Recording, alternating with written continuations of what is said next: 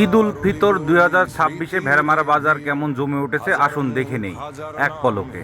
আসলে ভেড়ামারা শহরের রাস্তাটা অনেক প্রশস্ত হয়েছে, যদিও যানজট বাজারের ভিতরে থাকে, এই দিকে থাকে না তেমন একটা।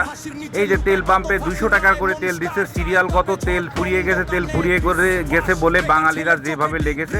আসলেও তেল সংকট কিছুটা থাকলেও তেমনটা নাই, কিন্তু ভেড়ামারা বাজারে যানজট কিন্তু লেগেই আছে, অনেক মানুষের ভিড়, এবং এটা অনেক দুপুরবেলায় করা, তাই মানুষের ভিড়টা একটু কমই দেখা যাচ্ছে। তবে ঈদকে ঘিরে সামনে রেখে অনেক মানুষ কিন্তু এখানে বাজারঘাট করতে আসছে, পোশাক আশাক সহ নিত্য প্রয়োজনীয় দ্রব্য সামগ্রী কিনতে অনেকেই চলে আসছে। তো এত ভিড়ের ভিতরে যাওয়া বাদ দিয়ে আজকে মসজিদ গলি দিয়ে গেলাম, অন্যদিনকে আপনাদের পুরো ভিডিওটি দেখাই দিব যে ভেড়ামারা বাজারের কি অবস্থা। ভেড়ামারা বাজারে আসলে জমজমাট একটা পরিস্থিতি সৃষ্টি হয়েছে, অনেক মানুষের আগমন, আশেপাশে কয়েকটি উপজেলার লোক কিন্তু ভেড়ামারা উপজেলায় বাজার করতে আসে। সবার প্রতি শুভকামনা, ঈদে থাকছে আরও আকর্ষণীয়